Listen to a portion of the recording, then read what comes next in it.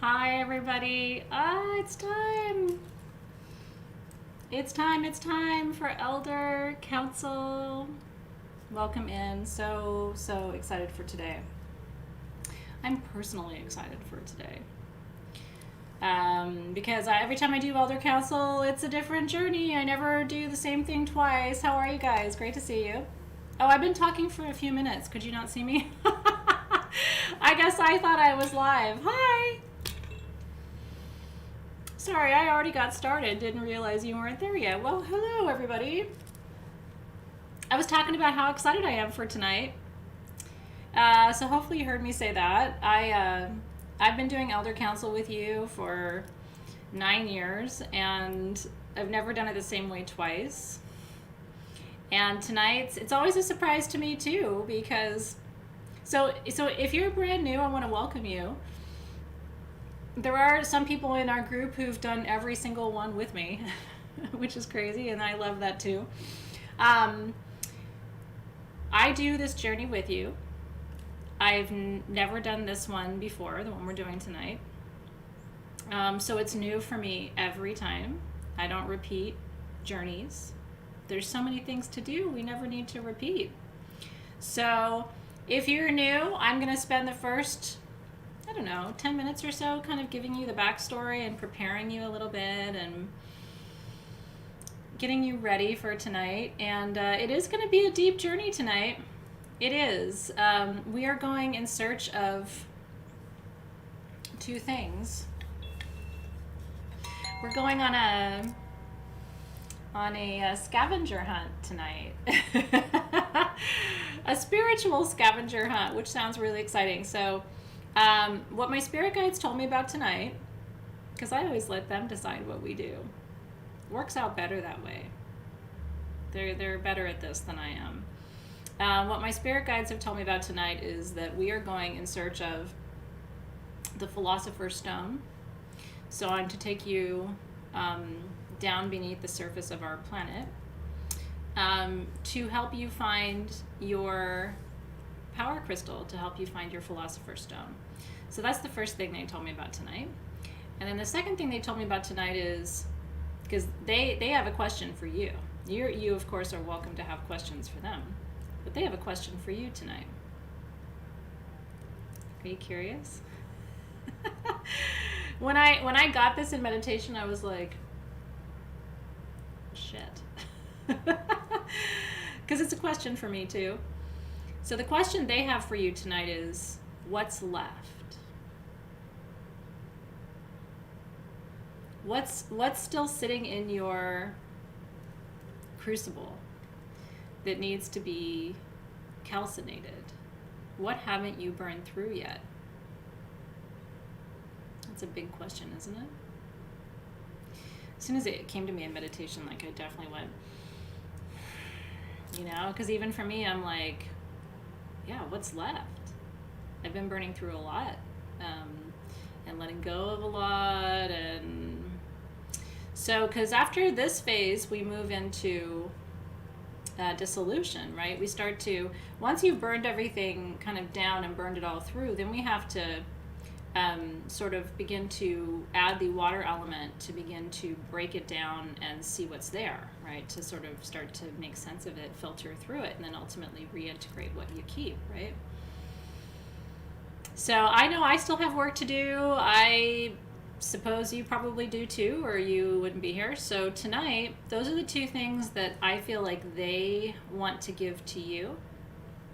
So again, the first is, there's this sense of wanting me to take you down into the crystal caves because we will be in search of the Philosopher's Stone. And I'm gonna share with you kind of the rabbit hole parts of my meditation, because the ideas I come to for our meditations for session 3 and Soul Shift, and then for Elder Council, always come out of meditation. So since we're kicking right off, I'm going to spend the next half an hour, probably, maybe 20 minutes, preparing you for tonight and teaching you at a high level some of the conceptual infrastructure that you need to understand in order for tonight's journey to make sense to you. Then we're going to have our journey, And then if there's time at the end, I would love to stay and listen and answer questions, and then we will finish up right at 6 p.m. tonight. So that's kind of the lay of the land. So what I've been doing for the last couple of weeks, it really seems to be working well for everybody, is focus on the content for most of our time together and saving the questions for the end. I also want to tell you that tonight is one of those nights.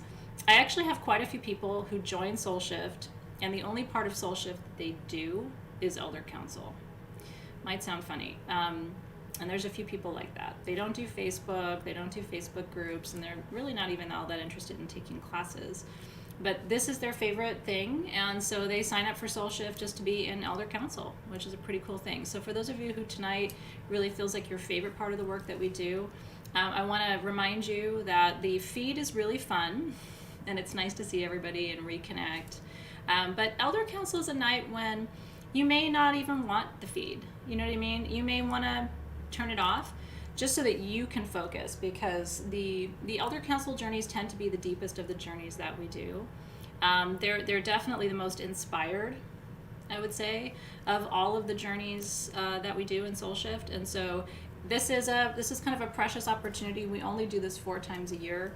So I just want to invite you to not feel guilty if you feel like, I don't want the feed, or I don't want to be distracted, or I just want to focus. And what a lot of people do is they'll turn this on, but then they'll lay down and close their eyes. So they're just listening to me.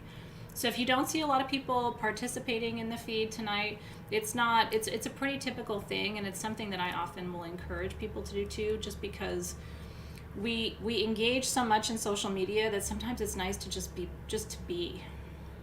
You know what I mean? Without feeling like you have to connect in the feed. So yeah, so this is a once quarterly, so every 3 months journey. We just did it in December. Now we're here in March. We'll do it again in June. We'll do it again in September, and then we'll do it one more time in 2021 in December at the end of the year to finish our work together. So we get 1 per season. If it's your first Elder Council, I want to welcome you, because and some of you are starting tonight. I had a couple of people send in messages through support or reach out to me, letting me know tonight was their first session of Soul Shift. Can you imagine? What a great place to begin. So anyway, that's fabulous, and I hope you have a great experience tonight. Okay, so I'm going to dive right in and give you kind of the background of how I came to the work that we're doing tonight, and really what Elder Council is all about, so that you feel ready and prepared. And the number one thing is don't stress out about this, and don't go into this with expectations.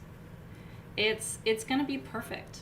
It's going to be exactly what it needs to be for you. And the best experiences in Elder Council, first of all, everyone is different. Every journey you'll ever do, every spiritual journey you'll ever do is going to be different. That's the one thing I can tell you, because if it's a real spiritual journey, spirit doesn't repeat itself. You know, there's endless loops of information for you to access in your spiritual, in your consciousness, and even in your subconsciousness. So don't expect one journey to be like the next. If you've never had a journey before, this is a great place to begin, and you're in good hands. And the only thing you have to do is just follow me. I'm going to guide you every step of the way. I'll tell you when to light your candle. I'll tell you when we're open in the circle. I'll guide you if you want to lay down at certain points. And all you have to do is just listen to me. I'll take you right through it. I'll bring you right back, and then we'll release the energy.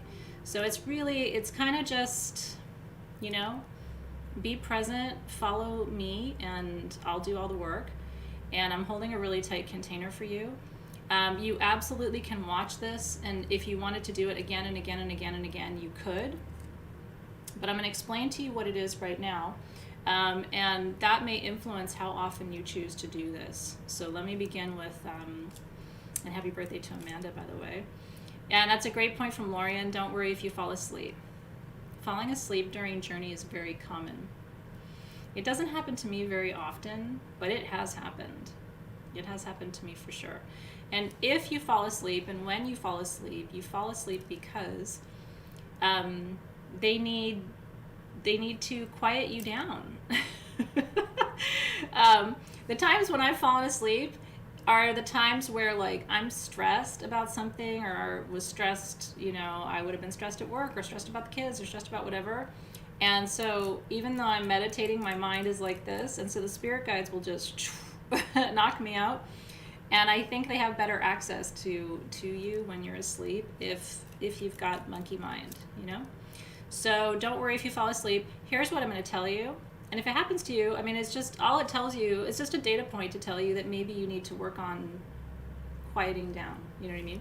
But I'll tell you something, I'm really good at meditating, and I still sometimes can't quiet my mind, no matter what I try to do. So don't judge yourself. It literally, I don't know anybody who doesn't struggle sometimes with especially right now. I mean, with everything going on in the world, it's a big, busy place. So don't be hard on yourself if you fall asleep. It just means the spirit guides were like, can we take her offline for a minute? Can we get her out of here for a minute? Because they see that they have to quiet you down. And that's okay. They know, and so you can just go with the flow. So I'm going to back up and tell you about Elder Council.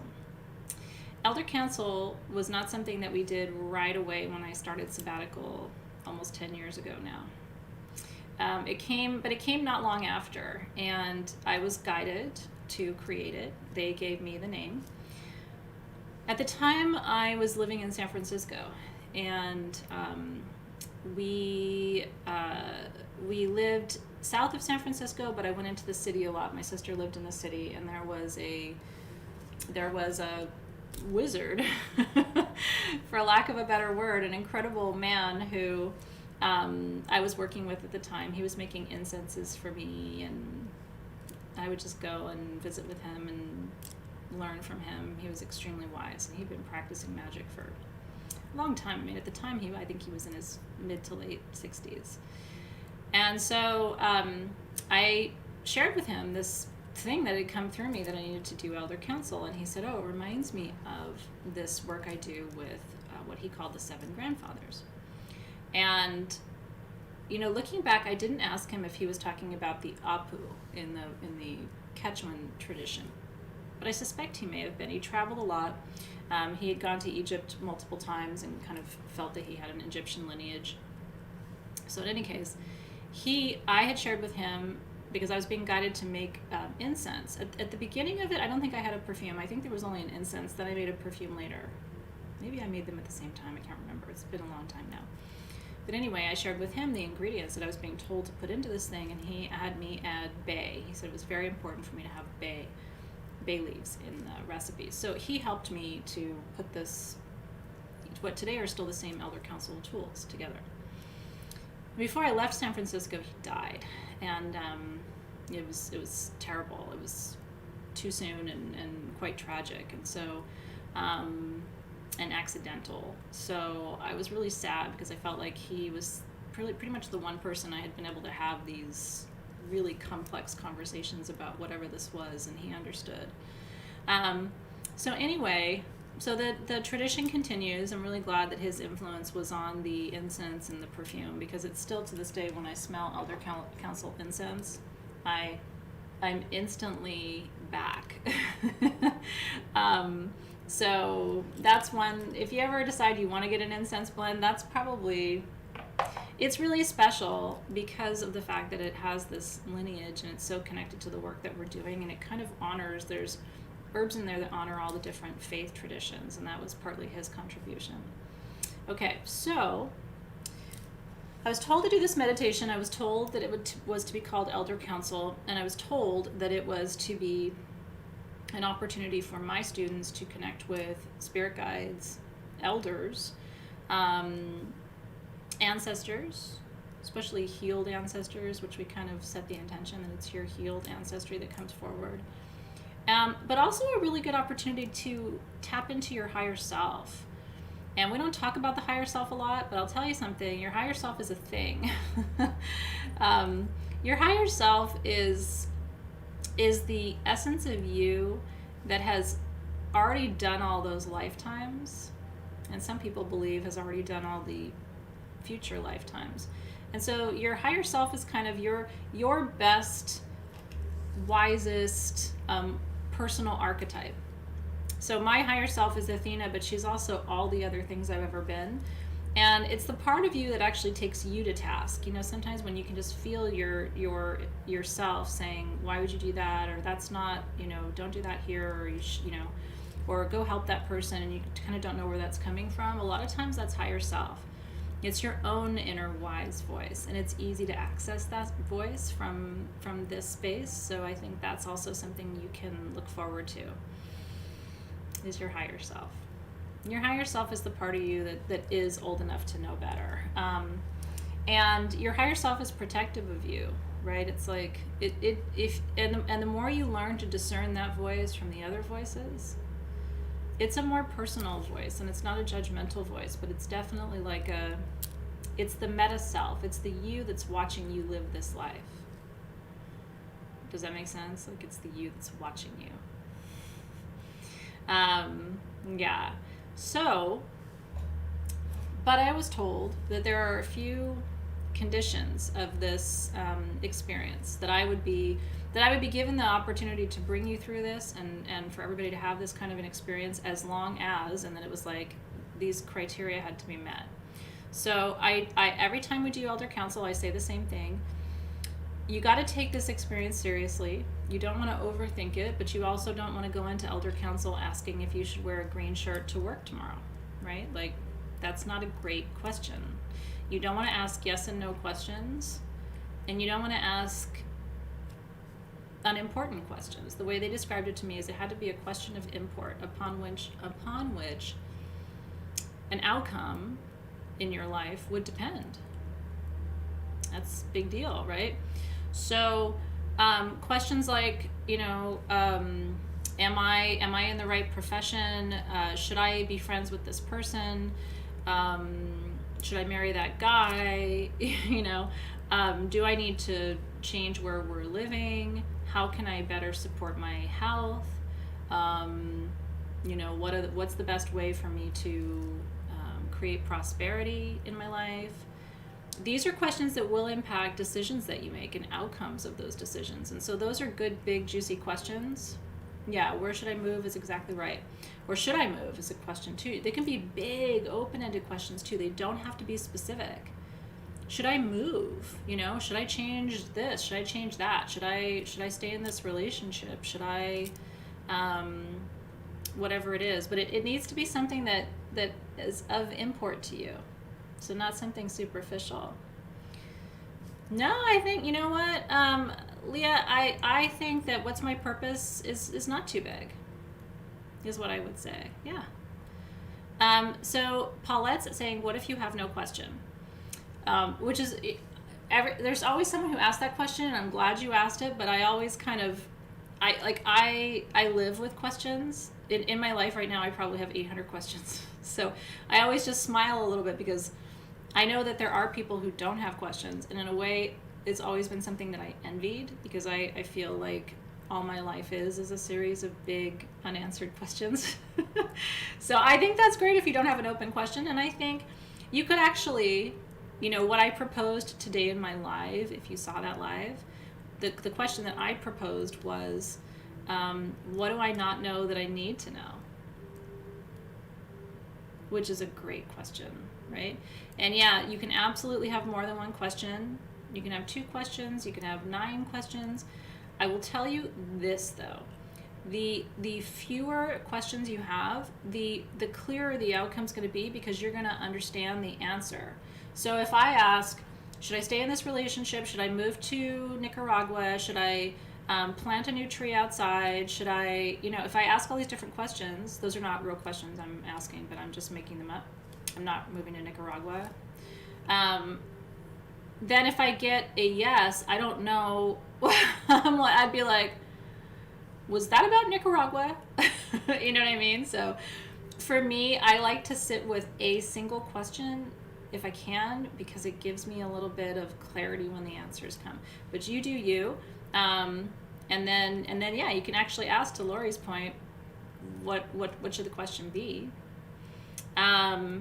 You can smoke before if you want. I wouldn't get too, you know, soft, but something that will take the edge off for you is great. little cannabis is great if it's legal where you are, or a little buchu, or a little, boom shiva if it's not legal, or blue lotus tea would be nice too. So I would, a little bit's okay. Too much is not. I tend not to, but I'm also the keeper of the container.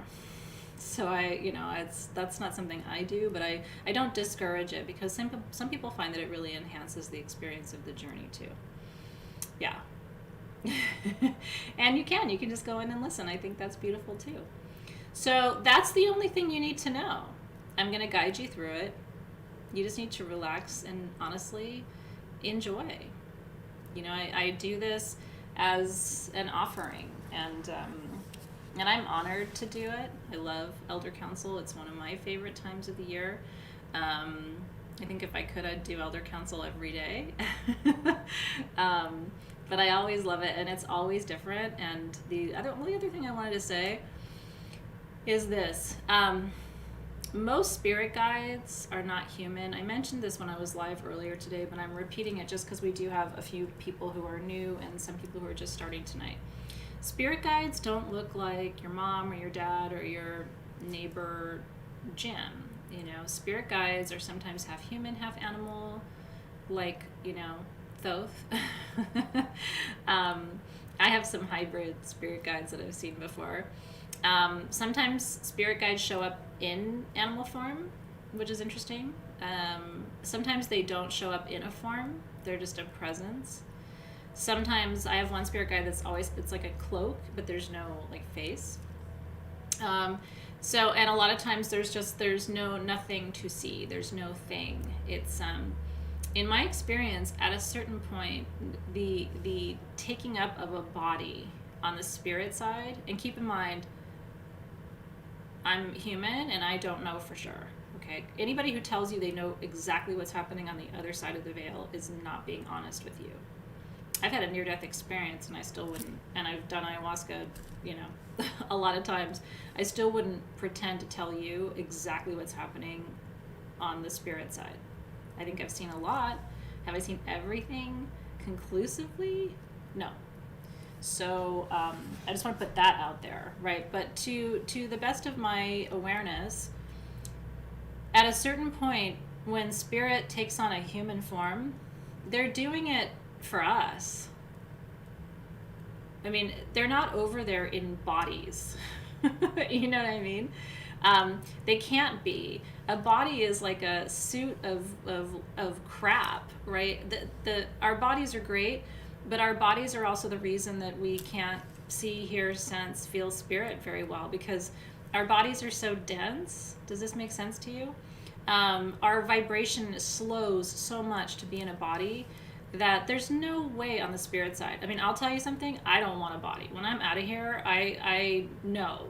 I'm not, I will think of that as putting on clothes, right? I don't think they want any part of that. So, and I've told you this story before, but my mom saw her sister pass away, and she was the only one in the room. And she saw the spirit leave the body and vibrate and spin out of the room. And when the spirit, when the essence of you leaves this thing and becomes light enough to cross the veil, it's not in a body. And so I think when people see bodies, like when they see spirit guides wearing jeans or whatever, I think they're seeing something real, but I think the spirit guides might show up in a way that they can recognize, so they don't scare them maybe. I don't know, but I just put that out there because meat suits, human bodies are very unique to our planet, and they serve a beautiful purpose here, and they're fascinating things that we inhabit and move around in, but they're not in the spirit world. So yeah, it's once you get your ticket out of here, you kind of leave this thing behind, and I don't think you miss it. So it is possible to see ancestors tonight. My grandmother always comes. She always has. I mean, who knows if she'll come tonight, but my dad's mom is usually there, and I know her by her hands. And what else can I tell you? Any other questions really quickly before we start? So you might see light, you know what I mean? You might like when I ask you to look around and see who's there, you might see like lights, like almost like a flashlight is there, but you might not see anything other than that. It just really depends how they're showing up to you. Or different colors of light, right? Oh, I see you, Jess. Well, sometimes they don't want us there. I missed my grandmother's passing. I'm sure I've told you this story too, but I missed her actual passing by like somewhere between 15 minutes and half an hour. And of course, me, I'm like, could I have driven faster? Like all those things. But I don't think she wanted us there. I think they decide. So it's tricky, but yeah, try not to be too hard on yourself about that, because I think they decide. My aunt, I know, wanted my mom there, and I don't know why, but my aunt died in the hospital. She was 39. She was very young, and so she died in a hospital, but the machines didn't go off. That's the one thing. If my mom was sitting here with me telling you the story, she would tell you, like, it was so weird the machines didn't go off. I mean, she was completely like, the heart rate was slowing. My mom was watching it, and then it completely flatlined. And my mom said, I expected like you see in movies where like the bells are going and the people are running and it's clear and code and all this stuff. And she said, I just sat there, and she said it was silent in the room. And I just looked at her and then watched as she left, Pretty remarkable. Yeah, she saw the spinning, she describes it as a three-dimensional, like a yarn is the way she describes it, so that it like started at the bottom and opened wide and then went back up, but it was three-dimensional. So, and it was spinning. And she said it was just the craziest thing she ever saw. And she said it spun to the door, and it stopped, and it turned. So she said it felt like she looked back at my mom one more time. They were very close. And then it turned one more time, and it went through the door and away. And then not long after, the doctor came in, and my mom said, I just saw this thing, and she drew it for him. And he said, I've told you this story, I know, 1,000 times. And he said, ma'am, I don't believe in God. I'm not a religious person. But I've been doing this a really long time. And I can't tell you how many times I've heard that exact story, like this spinning three-dimensional thread thing, and like how it lifts up and how it moves through doors. And he said it's the same story. He had just heard it so many times. So yeah, interesting, right? Yeah, Jade said she's a nurse and has watched it many times, and it's beautiful. And it brought my mom such peace, because my mom didn't want to go to the funeral. It was just too much for her. Too hard. And so my mom said, I didn't feel like I needed to. I had closure. I saw her leave, which I thought was really beautiful. So yeah, special, So that my point in telling you that was really just to tell you that the body is this really human thing. And so when we look for our spirit guides to show up in a Hawaiian shirt, with blonde hair or whatever, we're kind of, do you know what anthropomorphism is? Anthropomorphism, if you know Greek, you know what it is, because it really means to, it's the process of attributing human qualities to animals. I don't know what you would call this. Maybe, I'm trying to think of the Greek of how we would say it. Maybe andropomorphism. I guess that's the same thing. But attributing human qualities to spirits. I guess it's the same thing, but we were doing it to the spirit world.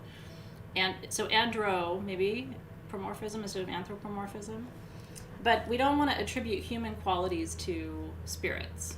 We want to be careful with that because the spirit realm is very, very different. Yeah. So, but up to you. You know what I mean? But this is my point to you. Don't go in with expectations. You're going to see beautiful things, but you may see nothing at all. But you may feel a lot. You may feel like overcome with emotions and tears, and you may get really hot. You may get really cold. You know, you may sense your grandmother's there, but you can't see her. You may sense that your partner's there, but you can't see them, but you can sense them. There's a frequency. You might get chills all over, right? So there's all these different experiences, and there's no right or wrong, really. You know, so just be with what is. Okay, so what I wanted to tell you about tonight's journey, there's two parts, but they're connected. So we're going to go down into the center of the earth tonight. We're in the calcination phase, so it'd be good to go down and be with the molten center of our planet. And we're going to go in search of your philosopher's stone tonight. And we're also going to ask the question, what remains in your crucible? And so I want to teach you a little bit about that. One of the things that kind of was guiding me tonight, and it came up in my meditation, so I'll share it with you. It's fascinating to me that in so many different traditions, including alchemy, but across almost every tradition I could point to, the idea of how we change is always about going within. That you have to go inward first in order to manifest change on the outside. And I was thinking about the word education. Okay, the root word of the word education is educare in Latin. And educare means to pull out of you, to bring forward something from you. And so the process of education to the Latins was a process of determining who you are on the inside, what your gifts are, your skills, your abilities, and then bringing those forward. In alchemy, the Latin invocation, one of the core mottos or mantras, if you will, of alchemy in Latin, the translation of it is that in order to change form, because that's what alchemy is about, right? You're changing your emotions from one state to another, you're changing your body from one condition to another, you're changing your relationship from one state to another. That's alchemy, right? The ancient alchemists were doing it with metals, but they were also doing it spiritually. So this is both a physical and a philosophical or spiritual process too.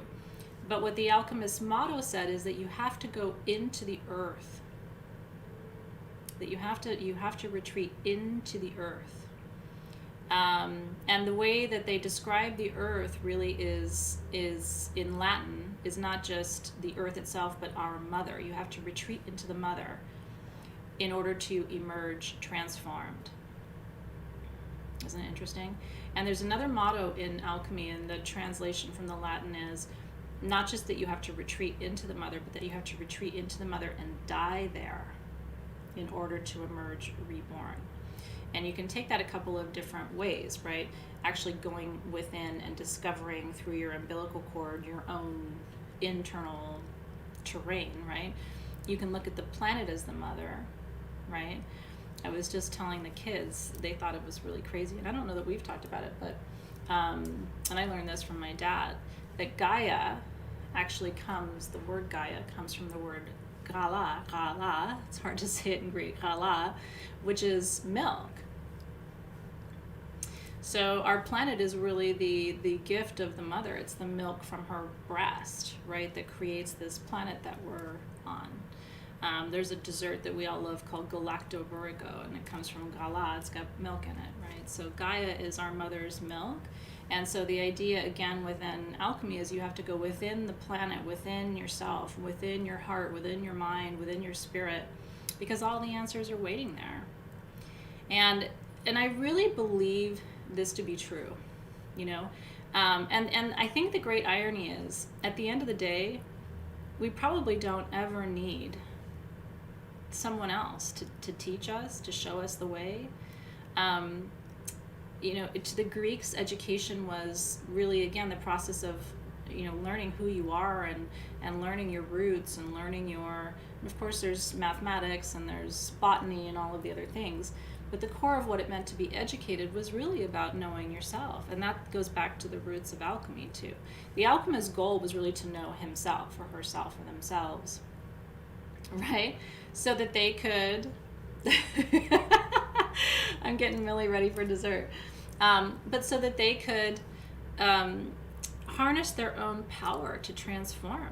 You have everything within you that you need already. And I think most of us know that. But I do think for me, what life is this process of activation. That little bits of you get pulled forward or get called outward, to use the Latin educare, right? Little bits of you get pulled out through each experience. Soul Shift will pull things out of you. If you went to college, it probably pulled things out of you. If you did professional training for your career, it probably pulled things out of you, right? And so it's what you do with what emerges, I think, that creates the transformation externally. Does this make sense? Grounding into Gaia. That's right.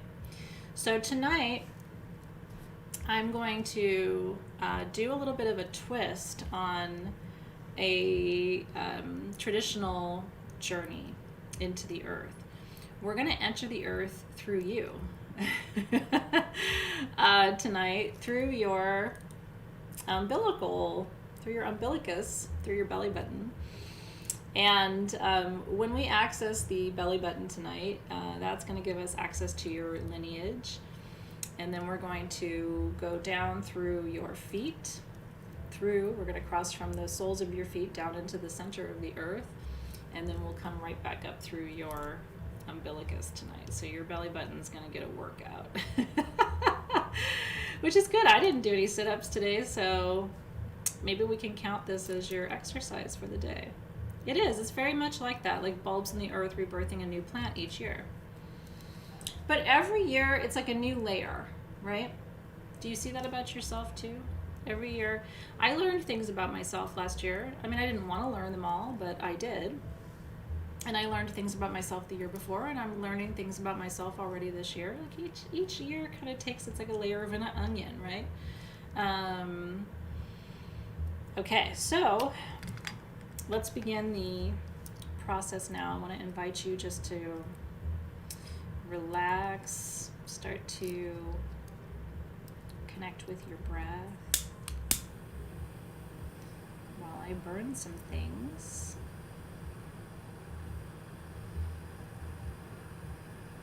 I'm obsessed with these Dragon's Blood sage bundles. So your first layer of purification, darling, begins here. Oh, interesting, isn't that? No, a lot of people don't like their belly button touched. I don't think that's uncommon. I really don't. I've heard that many times. Some people like it touched. And that's also a little unique. I'm not super into that, but I don't mind it being touched either, but I have heard that before. So clearing off. I like to, especially before a journey, I like to take it behind me too. There's always energy behind you. And then carry that all the way around. And I'm going to get some charcoal going for my Elder Council incense. It would not be Elder Council for me without the incense.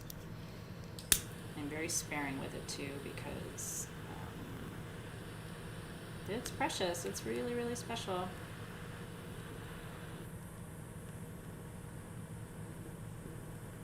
You're going to be an easy charcoal disc or a difficult charcoal disc?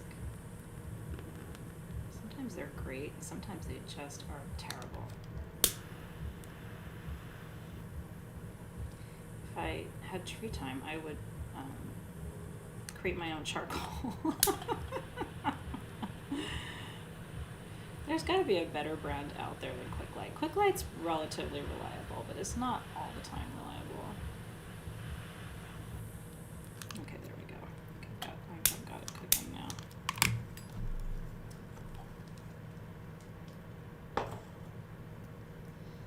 So this is what my setup looks like for tonight. My Diet Coke Zero.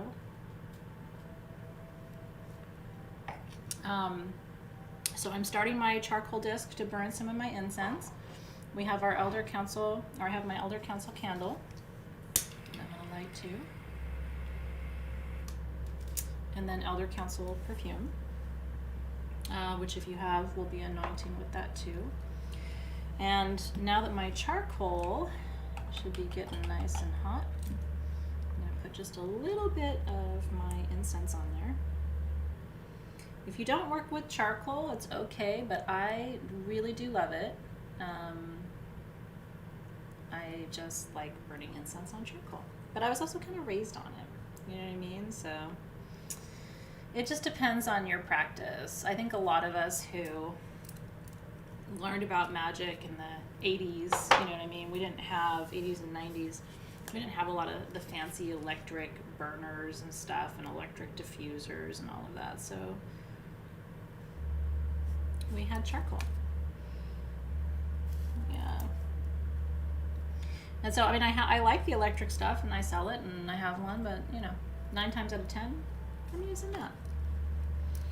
Yeah, use any perfume you feel called to tonight. Vision Quest is great. Begin.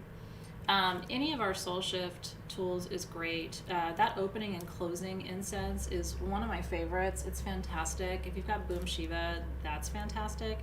You're not going to make a wrong choice tonight. Do you know what I mean? So really just choose the tools that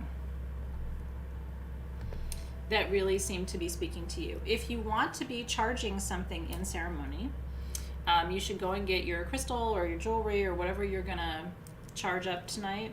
I'm charging something for you. I don't know if Alexis posted it yet because I haven't been in the group, but she probably did. I was showing this earlier today. So this crystal's been in my collection for a long time. I hope I can show you. Oh, there it is.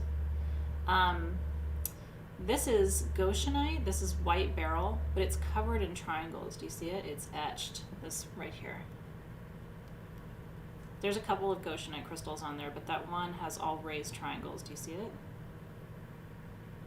Isn't that beautiful? There's a little morganite down here. Where is it? I lost track of it. There's all different interesting minerals in here. So anyway, enjoy it.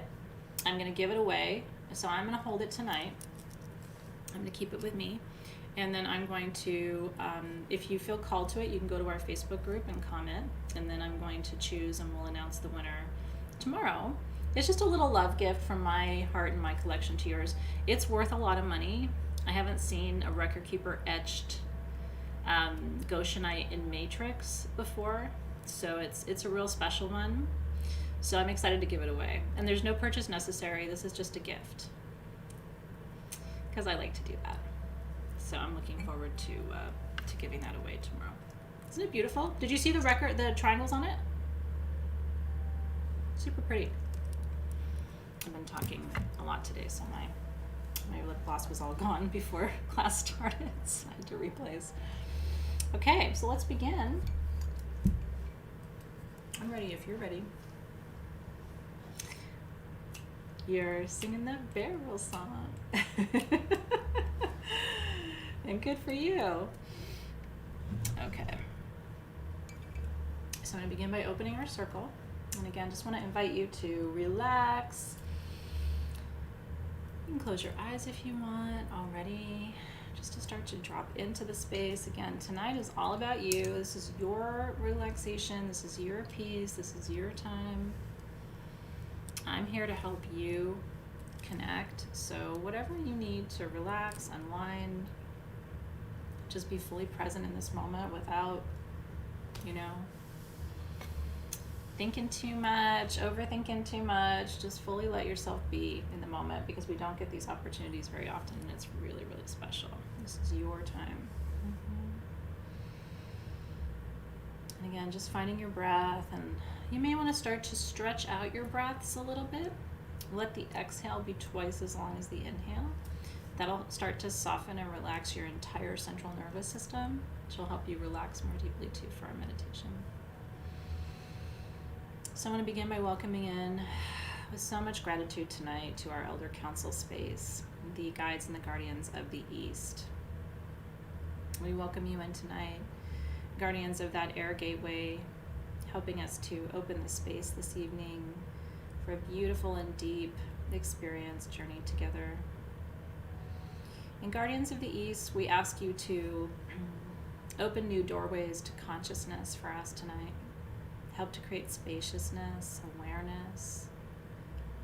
Help us to open new neural pathways, to find new solutions to old problems tonight. We welcome you into the ceremony space. And to the guides and the guardians of the South, the guardians of the Fire Gateway, we welcome you in tonight. We ask you to bring courage to our Elder Council journey tonight, empowerment, transformation, change, helping us to burn through old paradigms, old belief systems, helping us to see what still needs to be burned through in this calcination phase that we're in right now, so we can complete that work in a good way. We welcome in the guides and the guardians of the South with gratitude. And to the guides and the guardians of the West, guardians of the Water Gateway, we greet you this evening in the West and welcome you into our Elder Council circle tonight. We thank you in advance for bringing purification energies, helping us to release and renew and restore in the West, bringing energies of compassion, gentleness, nurturing to our circle and our ceremony tonight. We welcome the guides of the West with gratitude. And to the guides and the guardians of the North, thank you for bringing, as always, such presence and peace to our ceremony. We welcome you to Elder Council space. We ask that you bring protection, that you help to keep and hold a tight container with us tonight. Help us to see what needs to be seen and to face it bravely, knowing that you're there for us, holding the space with us, alongside us. We give thanks and welcome the guides and the guardians of the North. And to the guides and the guardians of the vertical channel, the upper realm, the Akashic Gateway, to the middle realm, this here now moment, our entire planet, and to the lower realm, which is the mineral world and kingdom, the great grid structure, ley lines crossing, and of course the mineral kingdom also contains the bone kingdom. So all of our bones, our ancestral bones, connecting us with all of that wisdom in all of the layers of the earth, from the crust to the core. And we welcome you in with gratitude.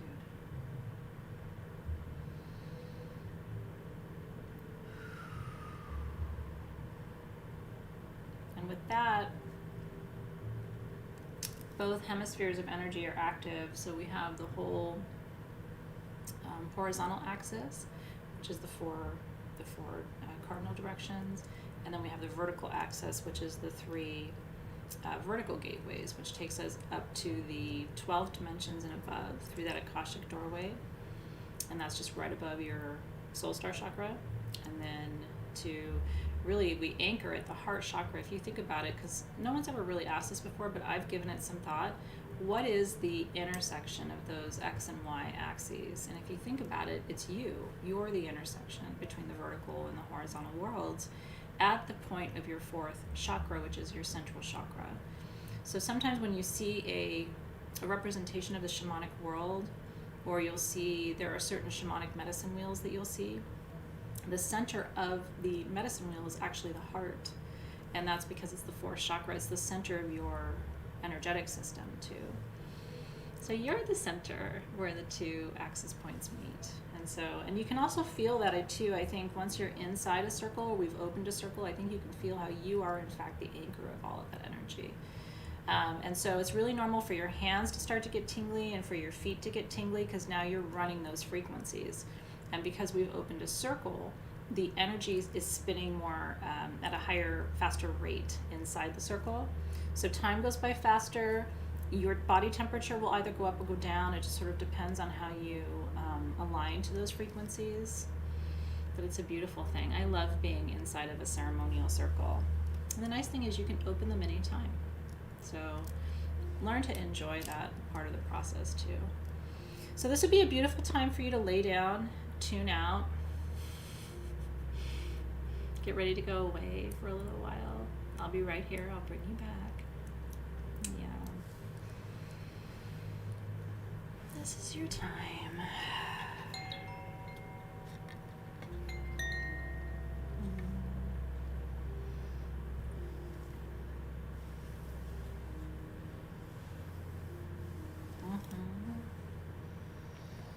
So I'm going to just anoint with Elder Council perfume as a final step. You may have already anointed, which is fine. There's no right or wrong time to do it. But I put a little bit at my third eye to open that for what I know, a little bit at my wrists for what I do, and then a little bit at my ankles for where I go. And we do that because all of the ley lines and meridians cross between third eye, wrists, and ankles. So it allows the vibration of the scent to cover all of those lines at once. So if you're seated, I want you to make sure you're comfortable, roll your shoulders back, make sure you have plenty of room to move, and lay down if you decide to midway. If you're laying down, you might want to put a pillow under your knees just to give your back some lumbar support. Make sure the temperature is comfortable where you are. If you were here, I would be taking care of all of that for you. But since I'm not there with you, those are the things I think about before we start a journey so that you're nice and comfortable where you are.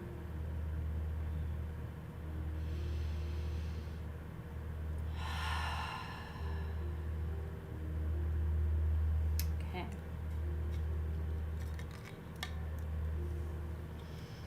So, to begin,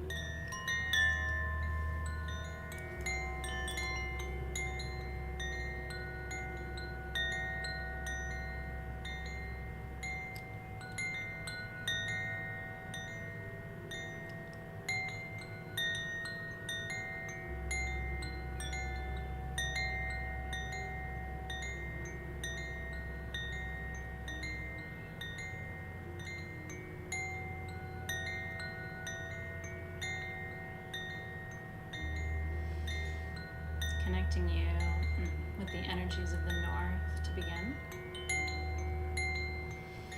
Activating your crown chakra.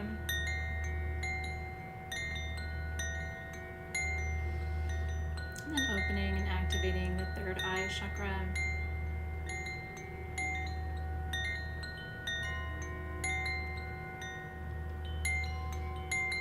And opening, activating your throat chakra.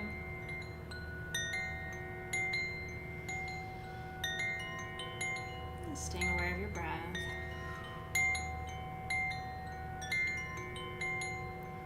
Now bringing your attention to your heart chakra. Opening, activating your heart chakra.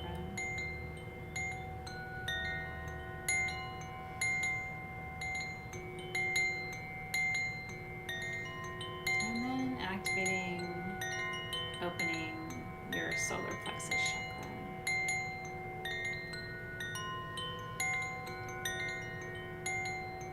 Opening, activating your sacral chakra.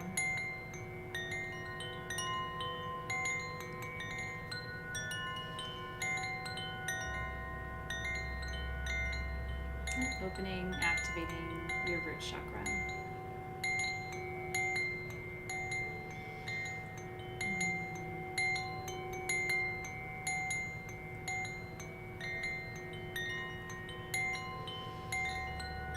And now feel and sense how the energies of those chakras are flowing, relaxing, softening all the muscles in your stomach, relaxing, opening your diaphragm, relaxing your neck, Feeling all the pressure release from your jaw. Letting your eyes just soften into their sockets.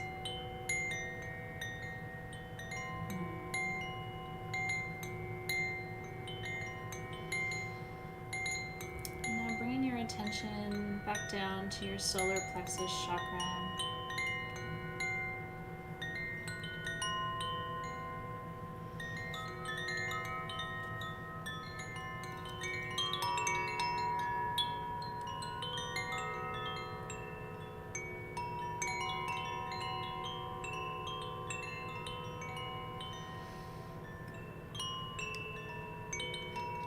Transferring you from the sounds of the north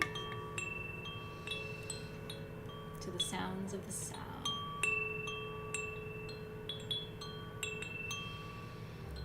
And as you bring your awareness to your belly button,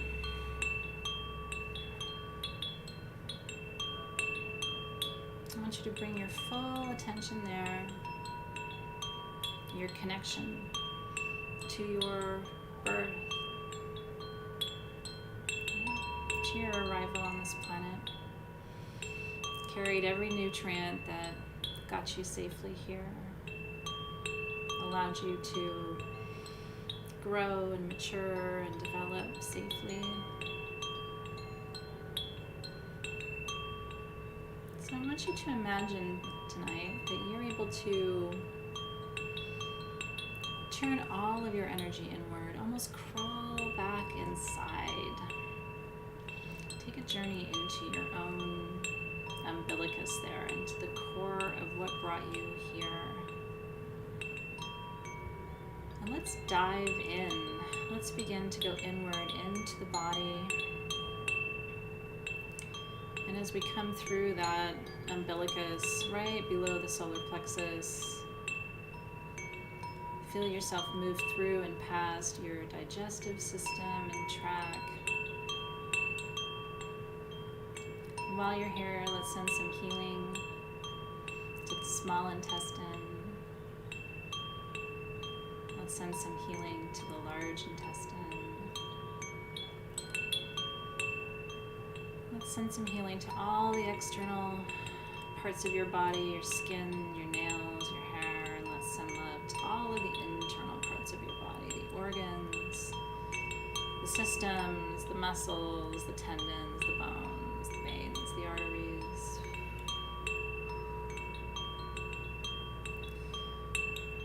And as you move down through all of the systems of your body, including the reproductive systems, I want you to feel your energy slip down and slide down both of your legs, moving past your hips and your knees and your ankles, sending love to every muscle, every bone. And let yourself slip through your entire physical body now and exit this dimension through the soles of your feet, which will lead you right down into the crust of our planet. And as you make that transition from this here now moment, this body, this physical dimension, this time-space continuum, as you cross into the world of what lies beneath your feet, the frequency shifts, becomes more vast, expansive. And we begin, when we reach this place, to be able to hear the sound of the planet's own heartbeat.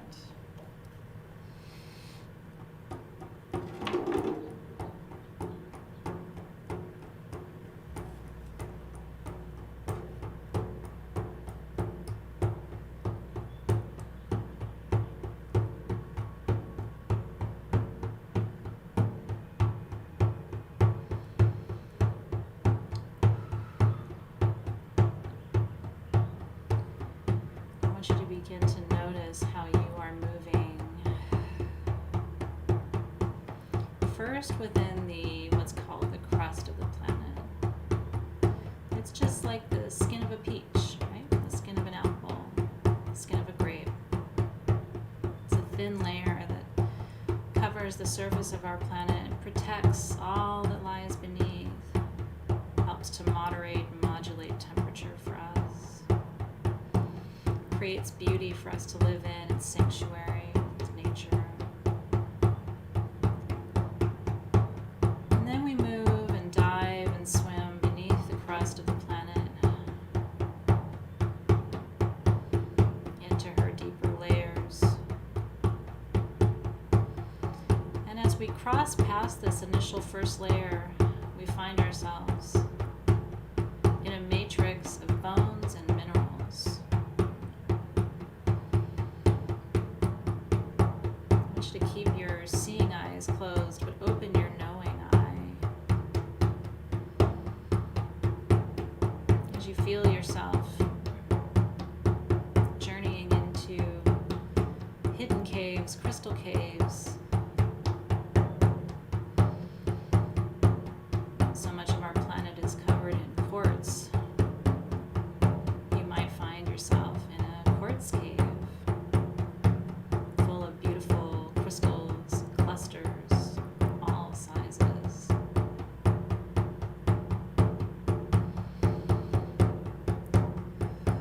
And as you move through and you move around, different colors, different chemicals, different gases, different temperatures, and all of a sudden you're hopping from one kind of crystal cave to another. Maybe you're finding yourself in an amethyst cave.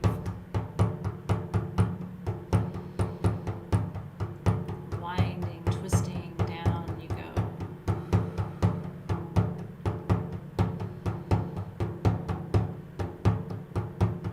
And you begin to notice you don't feel alone here. And that's because in this realm, there are so many keepers, so many guides, so many wise masters of this domain. And in the middle of all of these crystal caves is the bone matrix. Bones that are familiar to you, ancestors to you, your own bones, bones that are not familiar to you, relics and treasures.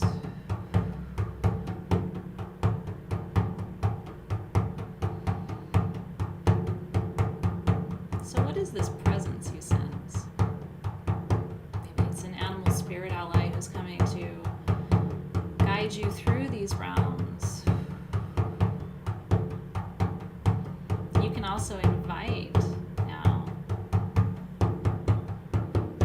spirit guides to come closer, ancestors who found their healed path. We welcome them too. Ancestors, we've missed you. Higher self, we welcome you to speak with your voice tonight in a way that we can hear. Higher self, show us the wisdom lines that we need to follow, the path we need to chart through these new waters, these new terrains, these new subterranes.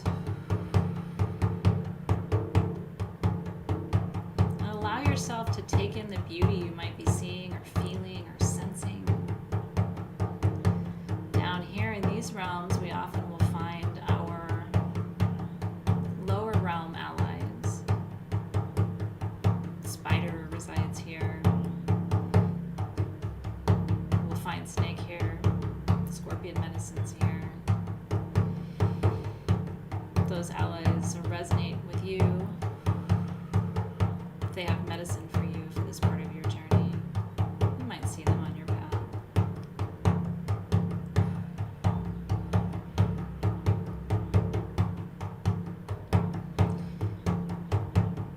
I'm going to ask that any of our spirit guides individually, collectively,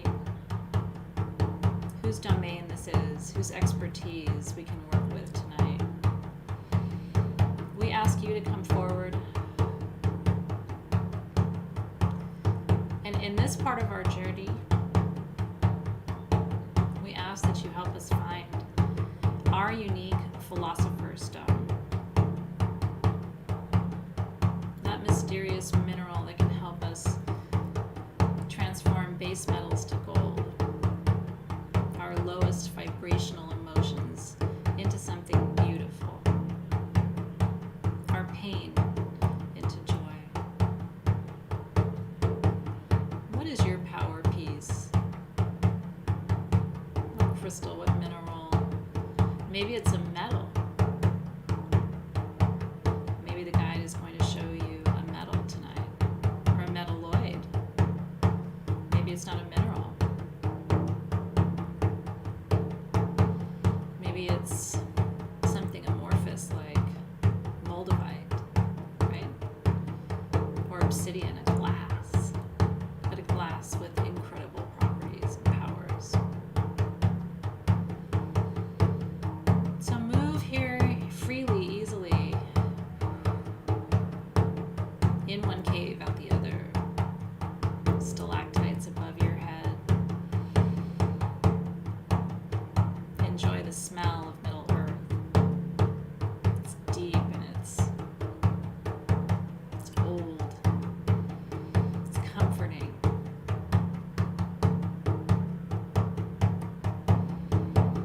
Maybe you're seeing pockets of groundwater. Maybe you want to drink from those waters. Cup the water with your hands and take it within you. Drink of its ancient wisdom. Maybe the spirit guide wants you to take some with you.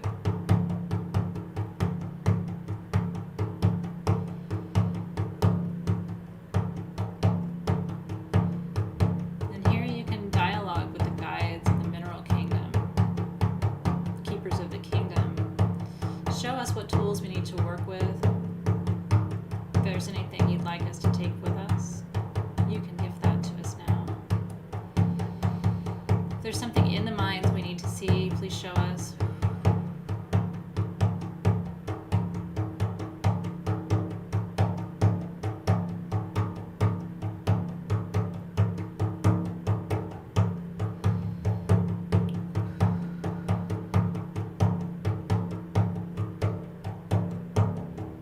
Listen closely for their wisdom.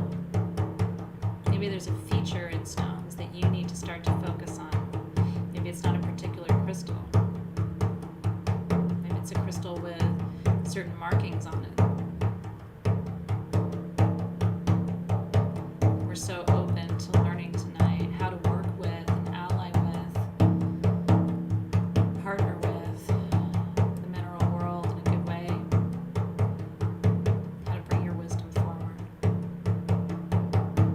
We give thanks for all the gifts and beauty and energies and frequencies that you give us from this realm. We love having our education enhanced in such a direct way. Spontaneous wisdom.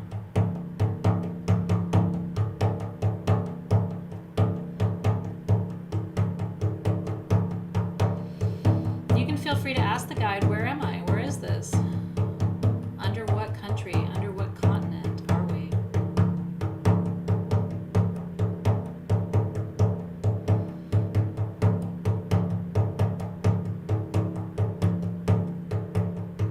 You can ask, what was this before?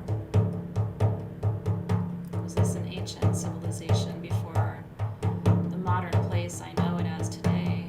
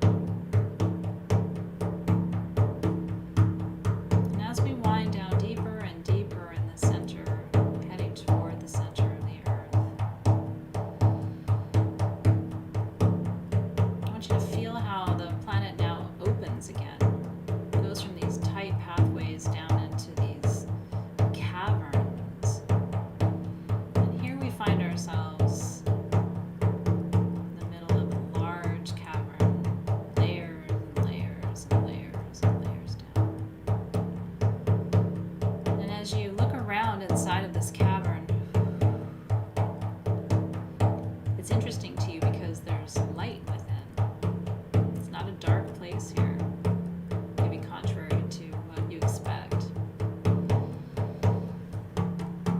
There is a natural internal fiery illumination to the center of this planet. And in the center of this cavern, there's a huge round table.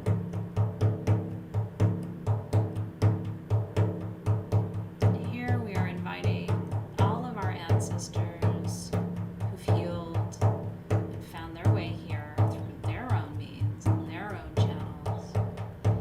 And inviting our spirit guides, those who wish to be part of this experience tonight. We welcome any of you who would like to join us. Welcoming in master teachers, light beings from other dimensions who feel called to join us. Welcoming any of the keepers of this realm and this domain of the mineral world, the bone keepers of this planet. You are also welcome here if you feel called to join us, if you have wisdom to share.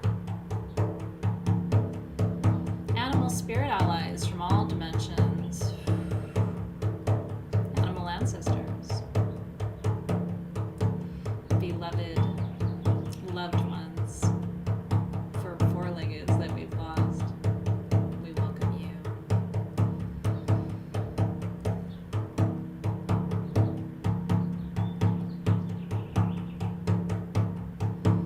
We ask you to come and gather with us now as we seek your perspective, your wisdom, your guidance,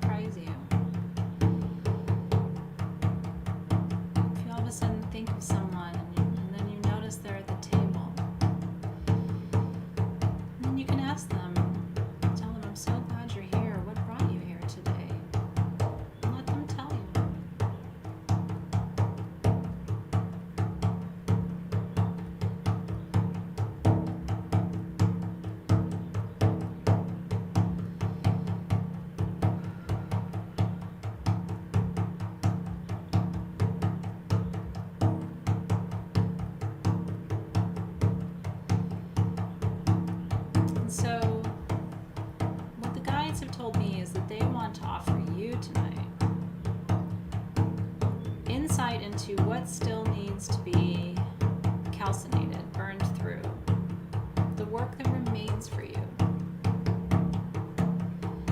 This is a good time to ask, what is that piece that still has to be worked? That part of your puzzle that still has to be placed in the right position for this work to be complete this year.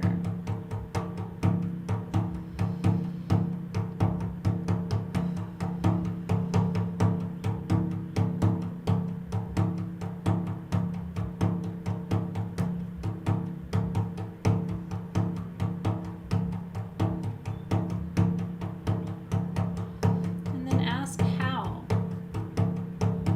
What's the best way? Not the easiest way or the fastest way, but what's the best way to calcinate that? How should I do that? Can you help me?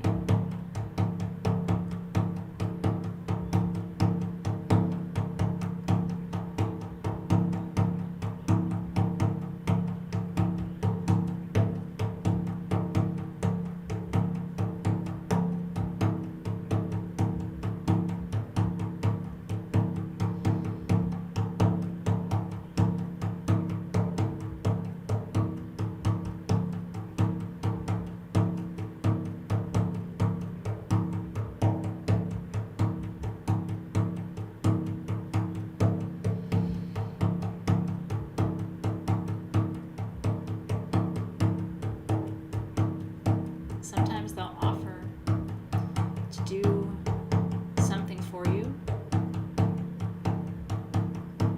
See if they are to help you. And then decide if you want to accept yes or no.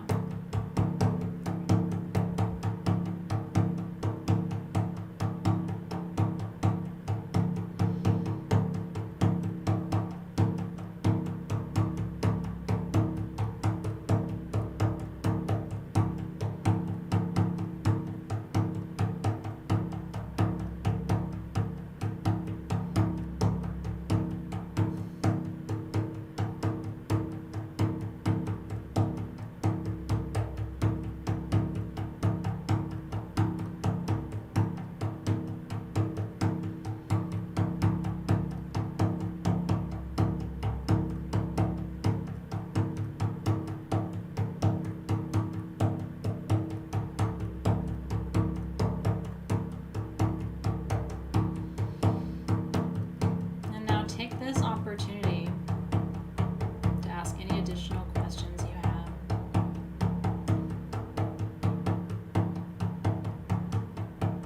Be open to receiving your answer in a lot of different ways. You might see, you might feel, you might sense. It might show you a symbol instead of giving you a word. Just make a mental note of that.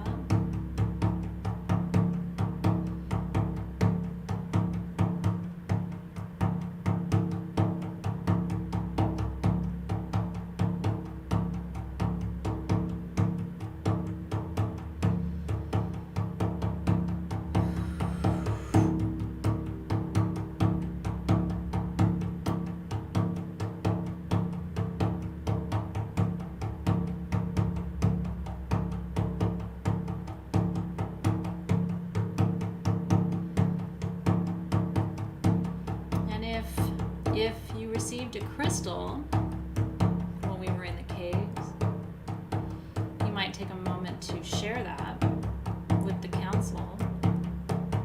Get their thought on it.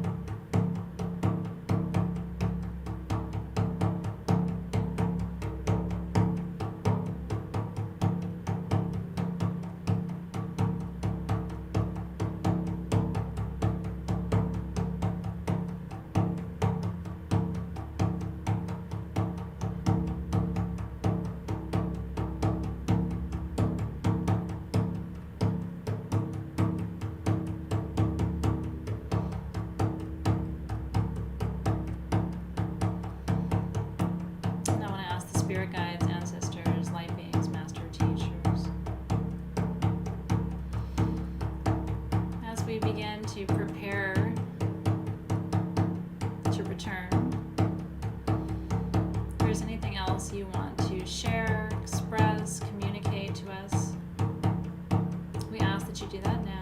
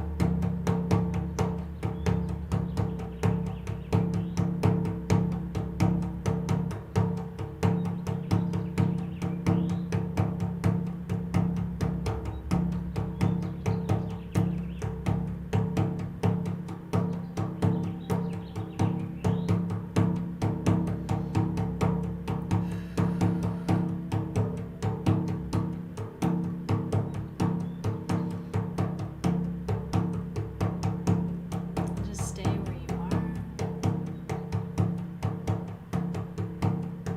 I'm going to take a moment here to say thank you to those who have gathered on your behalf today. Thank you to Higher Self. Thank you to Ascended Masters, Spirit Guides, Ancestors, beloveds who've crossed and passed. Thank you to all beings who've joined us here on the other side of the veil for a few minutes today. Offer your wisdom and your guidance. And if you want to, you can invite them to continue the conversation later. I'm going to welcome them into dream time.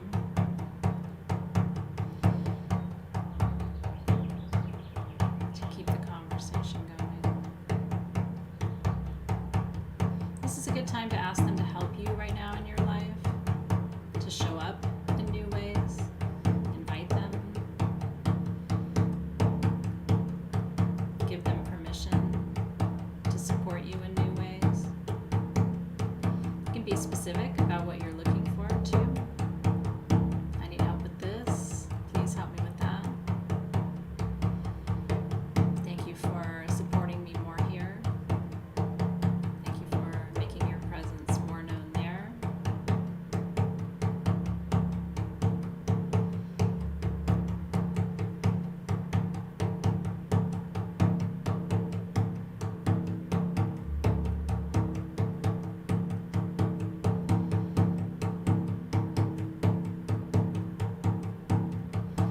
Now let's let the spirit guides and all the spirit beings, let's let them return to the halls from which they came.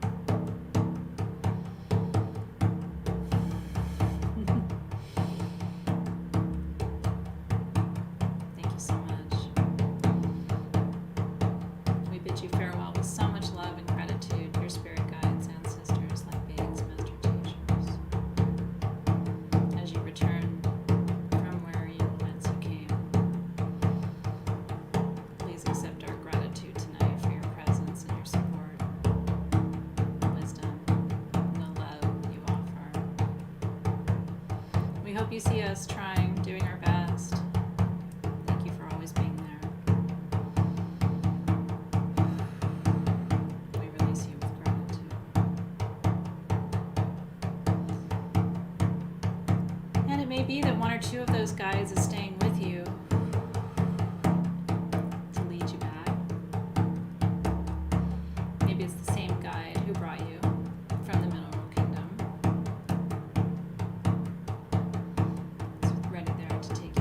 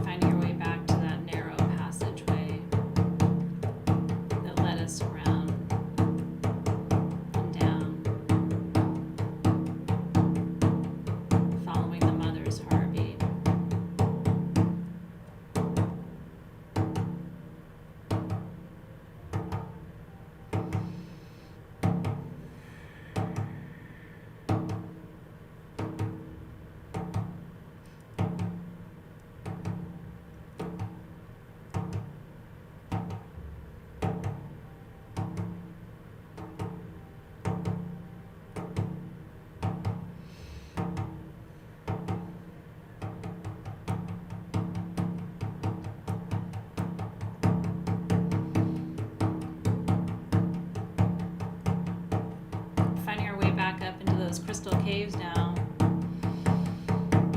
moving skyward from the center, through all those dark, deep channels, through the amethyst, through the quartz. I was in a pyrite mine. It was beautiful. Woo, where did you go?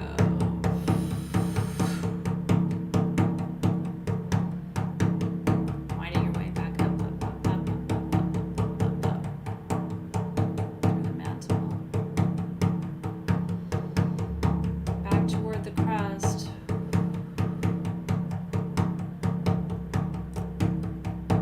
Giving thanks to our guide who met us here. Thank you for this tour of the beauty of our planet. Beauty beneath our feet. So we leave you here. We give thanks for your presence, knowing that we can find our way from here. And it's no farther away than the soles of our feet.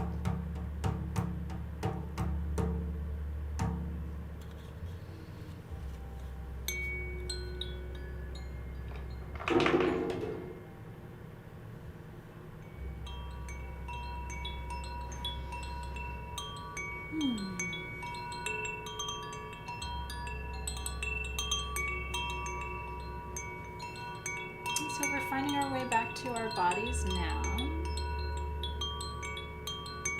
melting into the soles of your own feet, traveling up, up, up, over your knees, finding your energetic way back, over your hips and coming back to your chakra system now,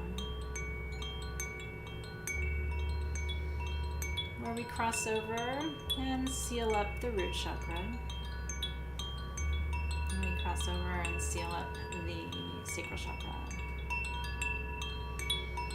We cross through the solar plexus and find our way back into this here now moment. And we seal up the solar plexus.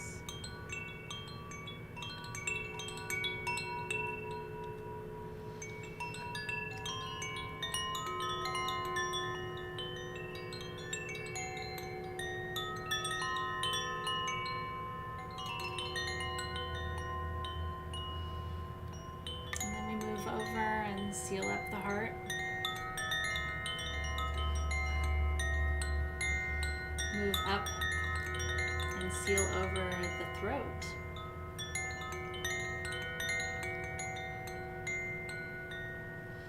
Move up and seal over the third eye.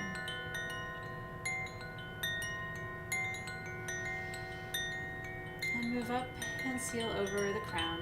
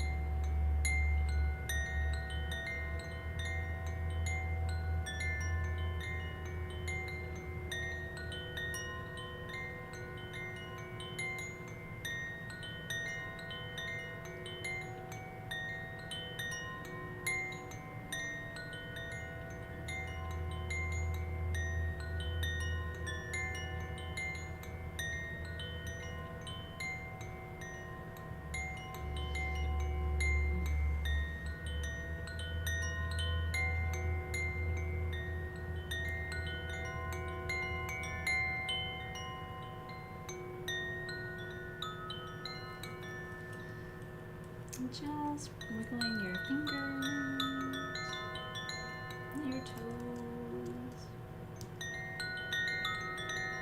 Turn your head from side to side. When you're ready, you can open your eyes if you haven't already.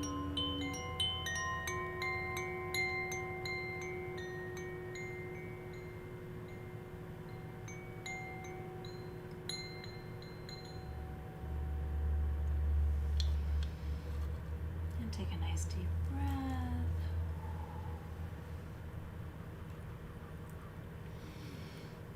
Stretch it out a little bit.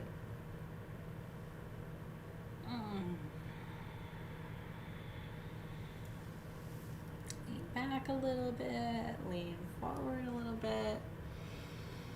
Take up your space a little bit. I'm reading your comments, and it's so fun to see your reflections, and this is just the beginning, right? Because Elder Council, for me anyway, it usually takes me a couple of weeks before I really feel like I've processed everything. And I went in with you, so I have a lot to unpack too. I saw a lot of things. And some that are pretty traditional for what I usually see, and some that were a little bit different this time too. I'm going to start yawning. I can feel it. And I'm not bored or tired. That's just how I run energy.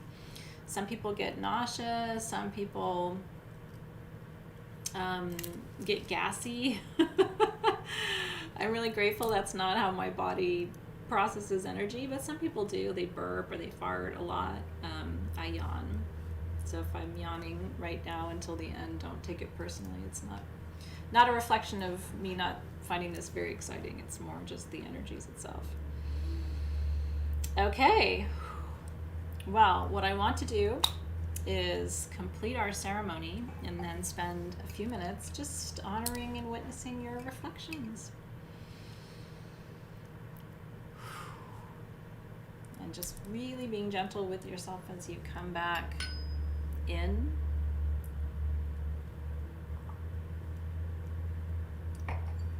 Taking your time. It's nothing to rush.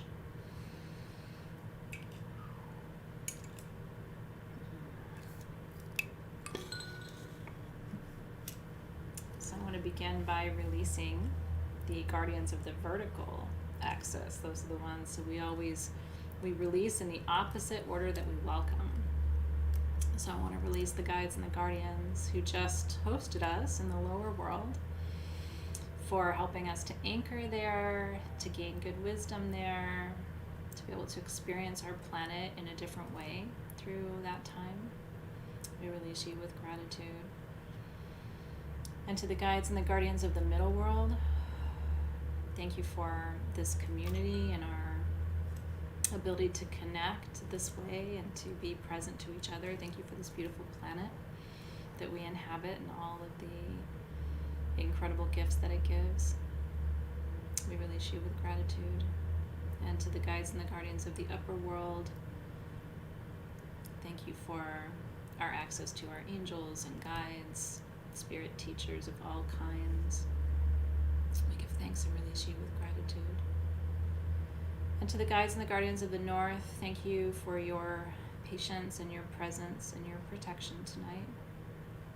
We felt you there holding the energies with us, helping to create a nice, tight container for us to explore inside of. We release you with gratitude. And to the guides and the guardians of the west, thank you for helping us process deep emotions. Thank you for helping us release and renew in the season ahead. We release you with gratitude. To the guides and the guardians of the south, thank you for helping us learn how to change and transform and grow, and for your offering to support us as we do that, and for bringing us help of all kinds in the ways that you do. We thank you and release you with gratitude.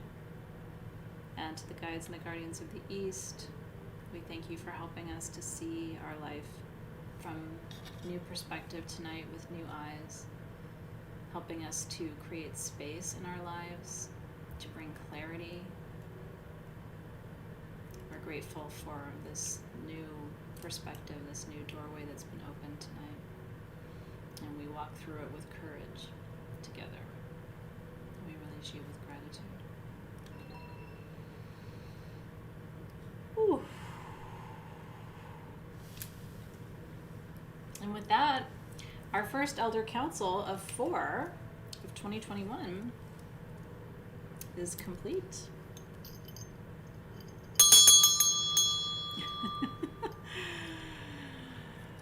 Woo! So, we still have 15 minutes or so, so I'm going to just get in the feed and read what you're sharing, and I love that you're sharing with each other too, because you can also help to comment on others' reflections and share your own experience. As part of the fun of Elder Council is, oh, what did you see? Well, I saw this, and being able to share that with each other is really beautiful. And if you're signing off for the evening, sweet dreams. Maybe drink a lot of water tonight. I should tell you about the closing protocol, okay, before anybody signs off. Drink lots of water or herbal tea, something because you've moved a lot of energy, even if you didn't move your body, so you want to, give that a way to move through. Go to sleep a little bit early tonight if you can. And don't drink a lot of caffeine tonight. That'll help to ensure a peaceful dream time. And maybe keep a little notebook on your nightstand or your bedside table with a pencil or a pen, just so that if something interesting comes up in your dream, you have an easy way to process it right there, is my recommendation, because usually your dreams the night after are pretty interesting. And then in the coming days, feel free to process in our Facebook group. If you have questions come up, or you want a little bit more perspective, or maybe I don't have a chance to get to your comment tonight, a Facebook group is a great place for us to debrief. Alexis and I are there commenting, and so we can offer you our reflections too. Okay, let me see what you are thinking. Rochelle said, a lot of guys that I had not been connecting with recently to remind me they are always there for me. I love that. I love that you saw some that you haven't seen in a while. Isn't that cool? And I think that, my theory, Rochelle, and who knows, I could be wrong, but my theory is that they're always there, but they kind of rotate out. Like, I think we get certain guides for certain times and certain events and certain things that we go through, or certain experiences. And so it may be that one or two of those had kind of cycled out, but isn't gone, right? And so maybe it's just like, no, I'm still here. I find that really reassuring. I'm glad you shared that. And thanks so much for being here. Truly, thank you, Amal, and to all of you. I'm really grateful. The mat for Elder Council is a great question. So the mat for Elder Council is both art and it's a grid. Oops. So I use mine more as art. But what a lot of people do, I'll bring it here to show you. What a lot of people do is use it as a grid. So that becomes part of their preparation. So and there's different ways to do it. You can place the centerpiece of the grid here, like literally center of the mat. A lot of people place the center of the grid here. And then if you see, there's a watermark of a flower of life across the entire piece.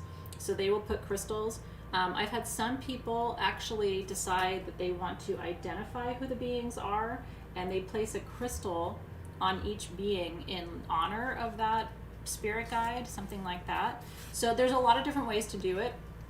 Those of you who have done this in the past, it would be really fun to see your grids, because I think it would inspire people. I don't know if the mats are available, so I'm not trying to show you something you can't have. But those are some of the options, and that's why we made it both a beautiful image, but also put all of the geometry on there, so that if you wanted to use it as a grid, you could. But some people just have it hanging on their wall. Yeah. Let's see. Jennifer LeBron said, I saw my dad, who passed away 18 years ago. He said he's proud of me. Isn't that really beautiful? And isn't that just, I can only imagine that's probably just the most important thing. Yeah. Isn't it cool, Amber? I feel the same way. I'm so glad you guys were here. Yeah, if the mats are available, Alexis will tell you. I just don't know. So they used to be, but I just don't know if they are now. Beverly saw buffalo, then a bear. Brandy said, I was surprised to come to see a full table, and my grandpa came in and sat right next to me. I love that your grandpa was there. Kimberly said, I saw a red nose that kept growing as big as my mind's eye, but petals would turn brown, but new red petals kept coming. And growing bigger, just cycled over and over again. Almost like a rose kind of like it folding in on itself is kind of what I'm imagining. It sounds really beautiful. I would love to see that done as art. Are you an artist, Kimberly? Could you hurry up and paint that? I have a visual in my mind and it's really, really pretty, but it feels like the energy of it feels like a rose that's like almost folding in on itself. Let's see. One animal guide told me, this is the novice novelist, if I wanted to succeed, I should stop being afraid of failing. That sounds about right to me. Brielle said, I didn't actually see anyone or anything that had a message or answer for me, but I definitely saw lots of light and energy. Yeah, so you may be, and this is just kind of to for the collective too. When you don't see or hear, okay?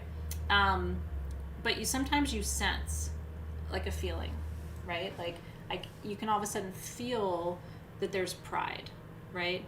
You sense that your grandmother's near you and you feel pride. Now you may not have seen her, or someone will pop into your mind. So you're in the meditation and all of a sudden you're looking around the table and you think of your aunt, right? I still take that as a sign that that energy is there. Why would that person pop into your mind right then? But some people are not clairvoyant, they don't see, but they're clairsentient, they feel, right? Or they sense, they're claircognizant. So the spirit gifts are all really different, and they sometimes can impact how you experience elder council. Melissa got to hear the chimes for the first time. Aren't they really beautiful, Melissa? Honestly, that's worth the price of admission.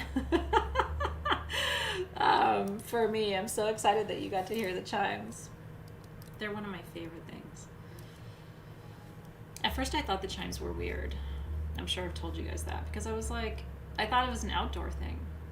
And I was just like, why am I playing an outdoor chime indoors? But these are different. They're not outdoor chimes, so. Let's see.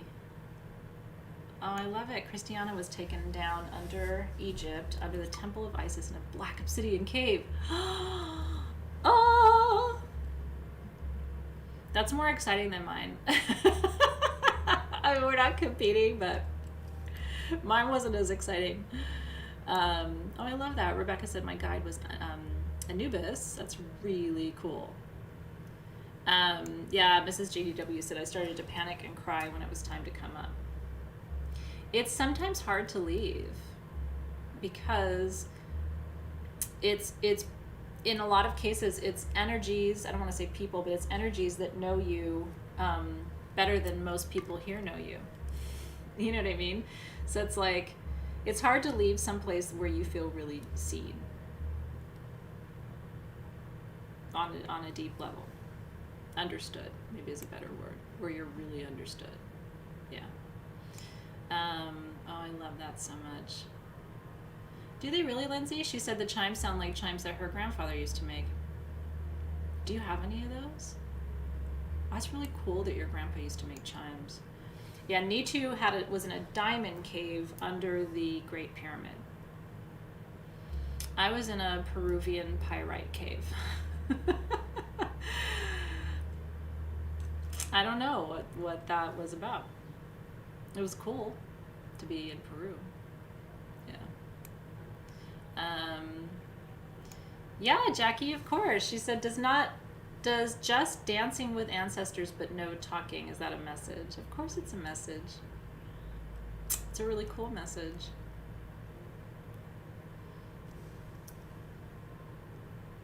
You know, a lot of us, like, some of my ancestors were very quiet people in life. So if I went down and they were like talkermans, it wouldn't even make sense. It would be like radically breaking character. You know, I come from kind of quiet people. They just didn't talk a lot. So I don't go down there and expect my grandma to be, you know, chitty chatty. She was kind of a quiet, especially in the later parts of her life. She was very quiet. Let's see. Christina writes that I discovered I went to an Aztec cave, drank from the water high in calcium. I had my roots be declared through this meditation. Wow. Yeah, did anybody else drink the water? I drank water.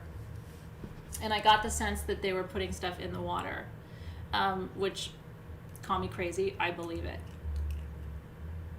I believe it. I believe they can do a lot of healing in those meditations. I really do. I think that's possible. Sure, I love it.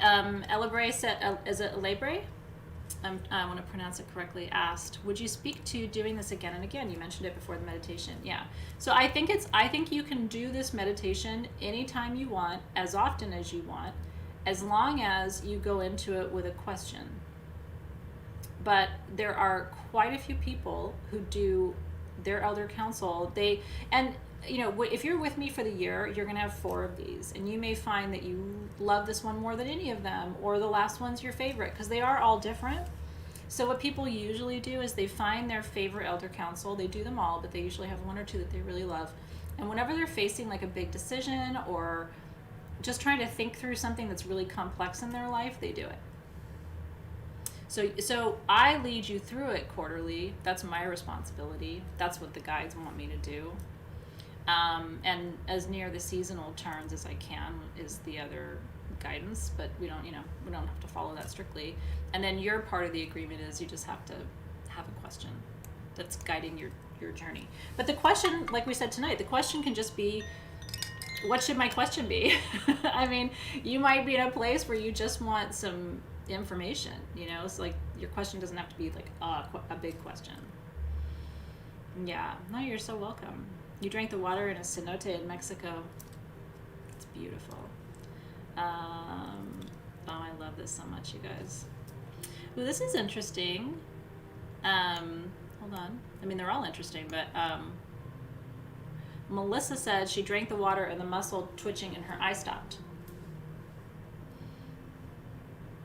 Interesting. I'm glad you liked it, Judith. Let's see.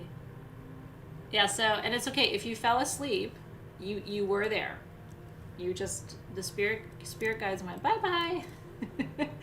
You're all done. You're going to go to sleep now. We're going to work on you. So you probably drank the water and picked a crystal and talked to your spirit guides and saw your grandma, but they didn't want you to be consciously aware of that. And what I would say is trust the process. Every time I've journeyed and fallen asleep, which is, I've done a lot of different journeys in my life, between plant medicine, drum, breath work, guided, just, like what I do, but with other people. So, I've journeyed hundreds and hundreds of times. I've fallen asleep probably a dozen times or less. But the times I fell asleep were the times when I was really having a hard time. And I was kind of maybe not in a place to hear what they wanted to say in the way that I needed to receive it. Or I would have blocked it because I was stressed or something. You know what I mean? So trust the process. They kind of know like how to get ya. You know what I mean? Kudzu reminds me of kudu, which is one of my favorite animals. Interesting. Yeah. So, and again, it's very normal to like feel or sense. Yeah. And if you want to do it again, so if you fell asleep and you're like, but I really want to do it again. You probably won't fall asleep a second time with the same experience. Do you know what I mean? You probably won't. Yeah.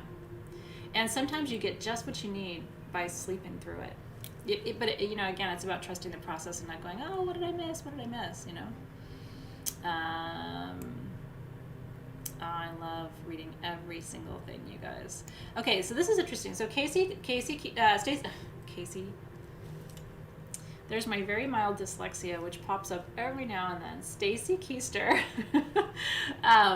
hold on, said I kept seeing triangles, like layers of them embedded within each other and dragonfly moth types. So the one thing in my journey, and I am actually curious, and this happens with Soul Shift all the time. My team would tell you. I'm sure Alexis will comment and say it happens all the time.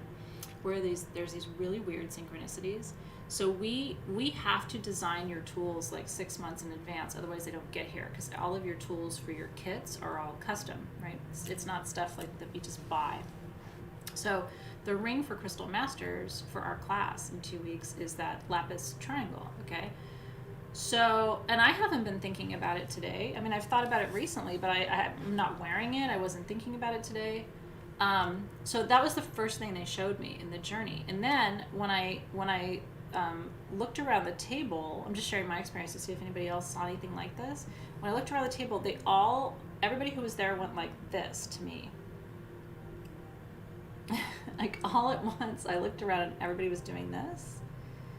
And they said that I need to look for and bring to Sage Goddess stones that have like either like windows through them, or have triangles, or have like portal ways through them. I mean, how do you look for stuff like that? I don't even know. So, but anyway, did it really, Danielle? I had a feeling to ask you, and so I'm really glad Stacy commented, because I was like, I really want to ask them if anybody else sees this, if you saw triangles, because there was something. And then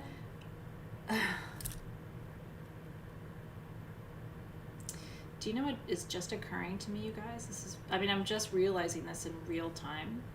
You tell me if you think this is as crazy as I think it is. What is the thing I'm giving away from this journey? Did you put that together?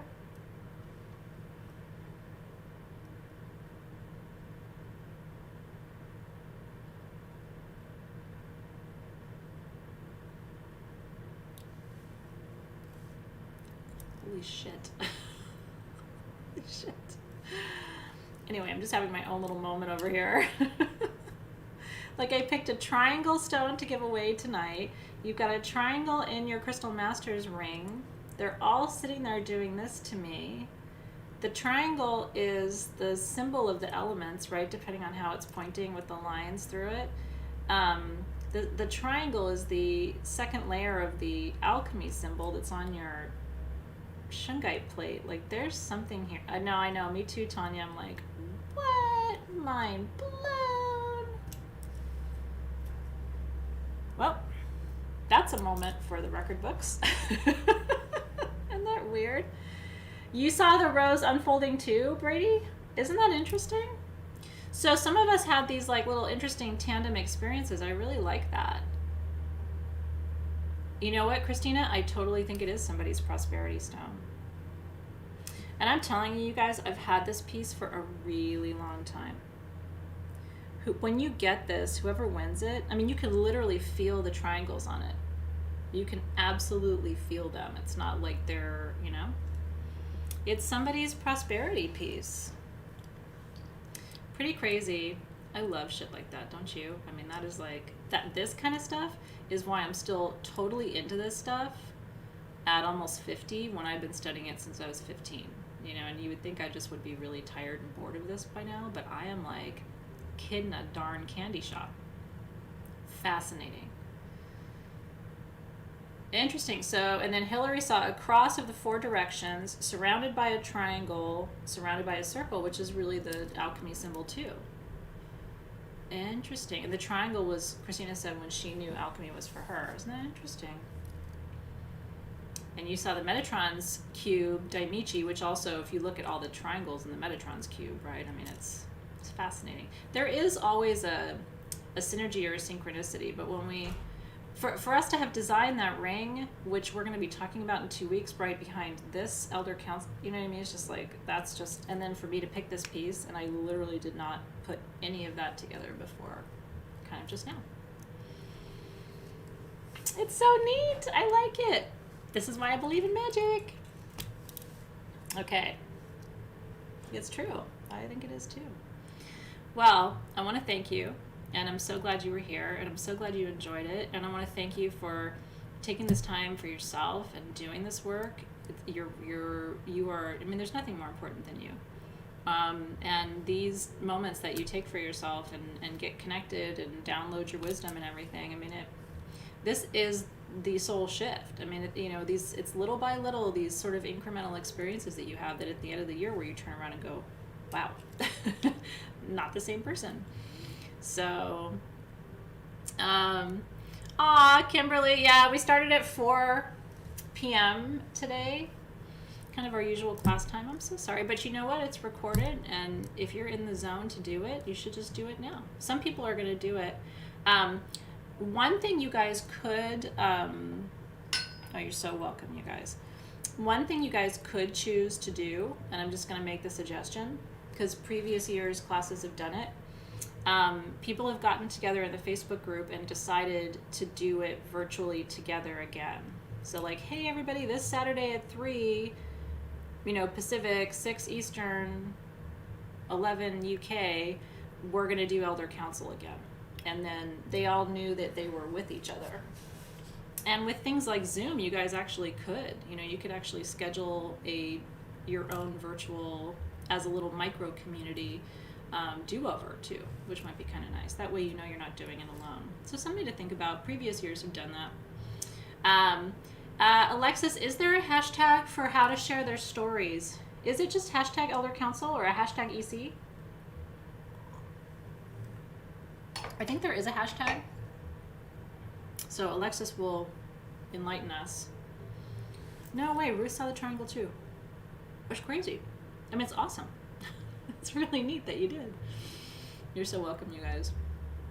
Ooh, Danielle said that she saw the Pishu and it was asking about prosperity tonight.